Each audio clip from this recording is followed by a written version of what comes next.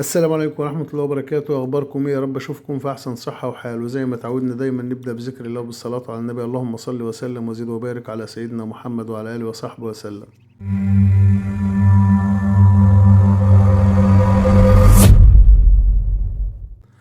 طبعا النهاردة زي ما انتم شايفين أنا جايب لكم لحظة خروج البطة من البيضة، سبحان الله العظيم. وده طبعا للناس اللي مش عارفة الفقاسة أو اللي ما شافتش البطة أو الكتكوت بيخرج من البيضة إزاي. زي ما انتم شايفين هو سبحان الله العلي العظيم يعني. والكتكوت بيبقى عمره بيقعد حضانة في البيضة، يعني بيقعد في الفجاسة من 20 ل 21 يوم.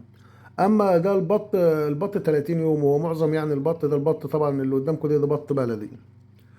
وعشان تعمل فقاسة الموضوع سهل جدا على فكرة، يعني عشان توصل للنتيجة اللي حضرتك شايفها قدامك. أنا طبعا مؤخر كده مش راضي أفتح عليها، لأن هي المفروض هي تفتح لنفسها، يعني المفروض تفتح لنفسها عشان يبقى النمو اكتمل بتاعها. ما ينفعش ان انا افتح لها، انا بحاول يعني اساعد كده عشان الفيديو. ولكن هي بفضل الله تطلع يعني تمام التمام، يعني هي المفروض ان انا ما اعملش كده، هي اللي تطلع مع نفسها يعني. ولكن انا بحاول اسرع لها عملية الاخراج عشان يعني دي يبقى قدامكم في الفيديو.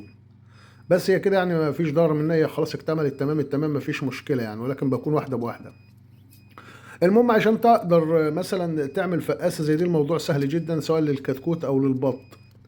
بتبقى هي بس انت هتركز على حاجة واحدة بس. اهم حاجة الحرارة عندك تكون الحرارة تكون 38، وتكون الرطوبة من 40 ل 60. وفي اخر 3 ايام هتعلي الرطوبة شوية، تحاول تخلي الرطوبة 80 او 70، من 70 ل 80. يعني الموضوع سهل جدا، يعني انت لو تعمل فقاسة اهم حاجة تقدر توفر لها الرطوبة والحرارة، هتلاقي البيضة تطلع عندك بالشكل ده يعني. موضوع سهل. لو انتوا حابين الحاجة دي وحابين انزل لكم فيديو كامل تفصيل ازاي تعمل فقاسة من الالف للياء، عادي بكتبوا لي في كومنت وانزله لكم. اهو زي ما حضراتكم شايفين، انا يمكن هسيبها دلوقتي عشان معلش هي الدنيا ضلمة، او انا مش عارف اخد راحتي في التصوير. عشان فاتح لها طبعا، فاتح باب الفقاسة. هو في طبعا خرج قدامكم اوريه لكم اهو. في زي ما هو اللي قدامكم ده طبعا خرج منها، خرج. ولكن اللي خارج بقاله ساعة، واللي طالع بقاله ساعة، واللي بقاله نص ساعة، واللي بقاله ساعتين كده. فأنا بسيبهم لما بينشفوا. أنا طبعا عجلت الموضوع أهو، حاولت أفتح لها.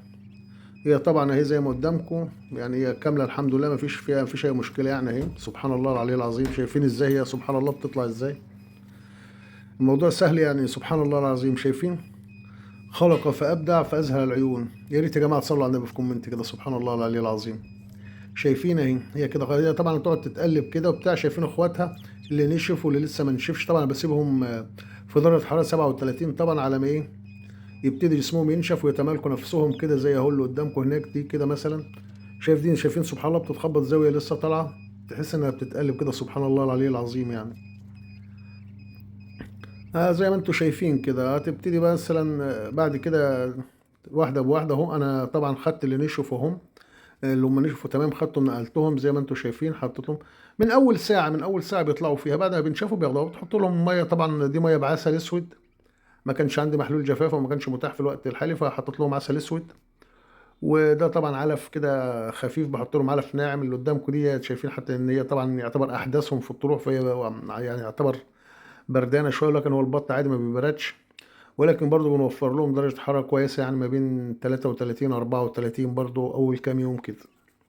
زي ما انتم شايفين هي ما فيهاش حاجه تمام التمام يعني، ولكن هي بردانه شويه، او لسه يعتبر اللي هي طلعت ديت اللي انتم شفتوها في الاخر.